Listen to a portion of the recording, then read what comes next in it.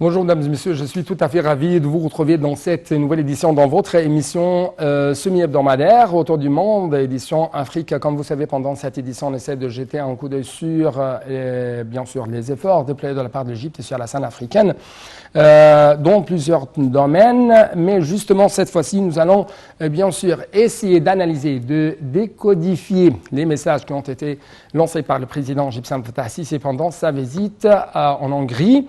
Bien sûr, pendant même sa participation au sommet de l'Égypte et Visegrad.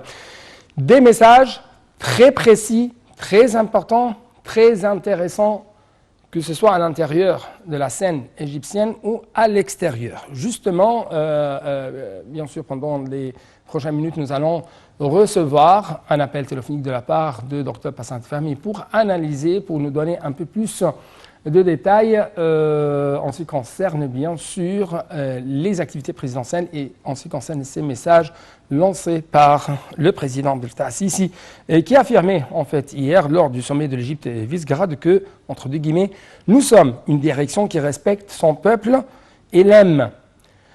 Nous essayons de déployer des efforts visant à réaliser le progrès pour l'Égypte et il est nécessaire même que l'Europe comprenne la situation en Égypte.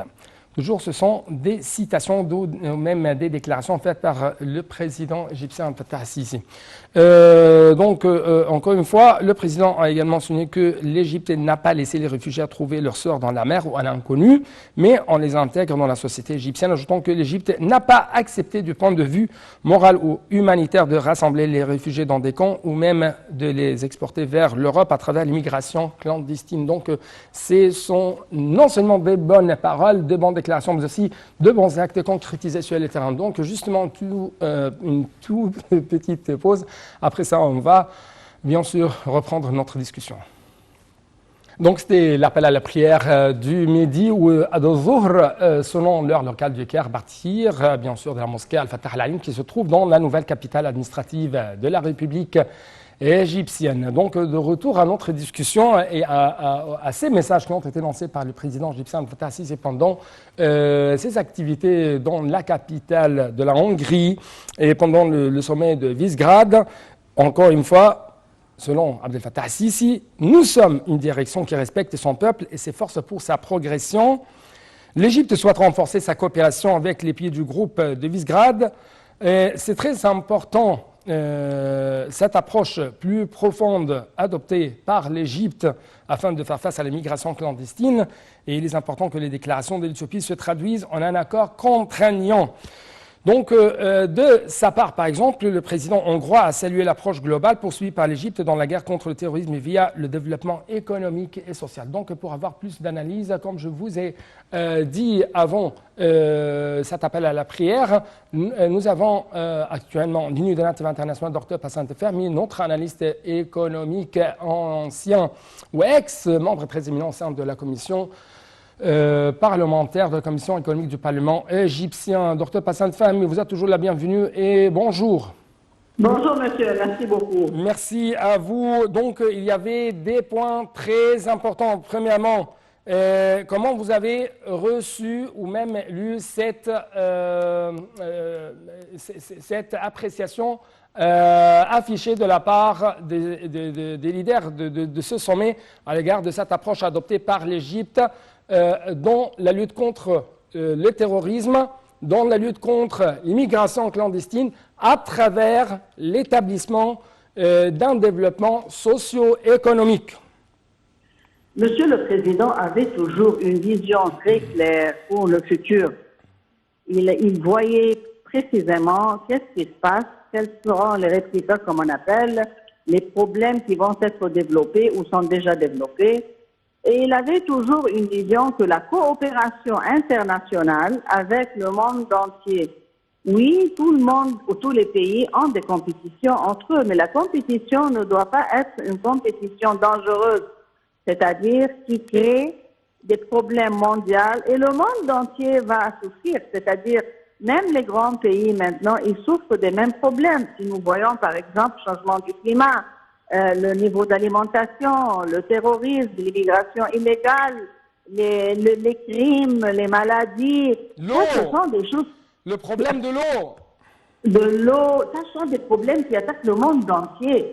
Et surtout le problème très grave du changement du climat. Alors oui, il avait cette vision.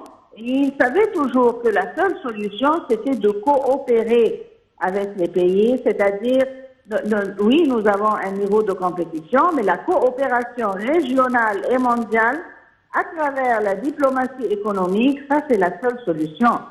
Mais la façon dont la Terre était dans le passé conduisait ces problèmes a prouvé que tous les problèmes s'aggravent, il n'y a pas de solution, au contraire, on est face à des problèmes, je répète, trop compliqués, très difficiles à résoudre, surtout le changement du climat, parce que ça va demander aux pays riches de changer la façon dont ils conduisent leur industrie. Et ça va coûter beaucoup. Ça va prendre du temps et ça va coûter beaucoup. Aussi, la compétition entre les grandes nations comme la Chine, les États-Unis et l'Union européenne, la Russie, ça c'est une compétition inacceptable. Parce que la Terre entière a payé, le globe a payé le prix. Alors là, il avait toujours cette vision, il a parlé clairement que tous les pays du monde, il a visité tous les pays du monde pour éclaircir ce message. Nous devons coopérer ensemble et ne pas être en une compétition inacceptable et dangereuse. Alors oui, c'est une continuation, il répète toujours les mêmes principes et l'Égypte est toujours prête à aider, que ce soit les pays dans la région, les pays régionaux, et aussi coopérer avec les pays sur le Méditerranée, les pays européens, tout le monde. Mais le président, en fait, le président, que ces pays-là, à cause de leur politique, ils ont développé des problèmes incontrôlables, je répète, problème de l'eau, changement du climat, alimentation, immigration illégale, problème de terrorisme, les maladies, quand vous voulez, ils ont détruit la terre. Alors là, c'est un message très clair que nous devons coopérer ensemble pour essayer de résoudre ces problèmes-là. Et même le problème du Covid, on le traite de la même façon, une compétition entre les compagnies. Et les gens meurent partout, même dans leur pays. Alors, Monsieur le Président avait toujours ce message très clair, adressé au monde entier. Nous devons rester ensemble, coopérer, comme on dit. Ils ont la technologie, nous avons les ressources. Le financement, c'est un côté facile. Et ensemble, on peut développer un nouveau monde que tout le monde peut vivre paisément.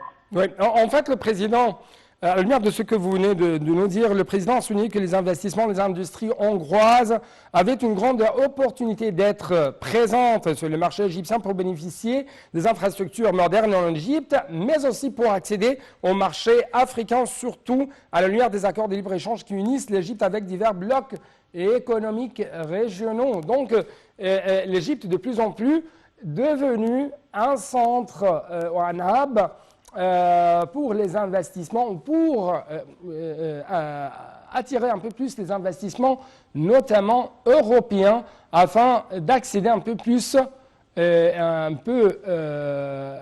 une sorte de plus de profondeur dans le continent africain, n'est-ce pas? Oui, l'Égypte a été toujours lancée vers l'Afrique, mais ces jours-ci, et après ce qu'on a vraiment fait sur le plan du développement économique, l'infrastructure, les nouvelles villes, on est prêt à transférer cette expérience vers l'Afrique, mais je répète, en coopération avec ces pays avancés qui ont la technologie. C'est-à-dire, nous pouvons, à travers l'Égypte, non seulement avoir des investissements en Égypte, mais aussi être, si vous voulez, la porte vers l'Afrique pour ces pays-là. Ils peuvent venir établir leur head office, comme on dit, en Égypte, mais en même temps travailler avec nous en coopération vers l'Afrique. Parce que l'Afrique, c'est un continent qui a besoin de beaucoup de travaux. Il a besoin non seulement d'infrastructures, il a besoin aussi de changer les lois, d'un système bancaire, système économique nouveau, des lois, c'est une longue liste. Mais l'Égypte a une expérience excellente à transférer vers l'Afrique. Alors, si jamais les pays européens veulent entrer vers l'Afrique, à mon avis personnel, ça doit être à travers l'Égypte. Oui, en fait, le président même a parlé ce transfert-là. Madame Passante, le président parlait d'une manière très franche, très claire. Si vous voulez mettre fin à ces vagues de terrorisme, à ces vagues d'immigration clandestine, donc vous, en tant que des Européens, vous devez être de plus en plus très engagés au sein de l'Afrique, notamment dans le domaine du développement socio-économique. Car si on va laisser la population locale de l'Afrique en tant que des otages entre les groupes armés et la pauvreté, donc ça sera bien sûr une bombe à retardement et ce n'est pas la manière sécuritaire qui va arrêter ou freiner de telles vagues dans la prochaine période, n'est-ce pas? L'économie, le développement économique, c'est la colonne vertébrale de la stabilité sociale. C'est la colonne vertébrale de la vie.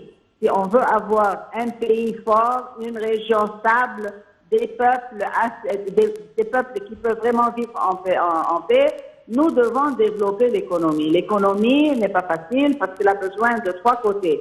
Le financement, la technologie et les richesses.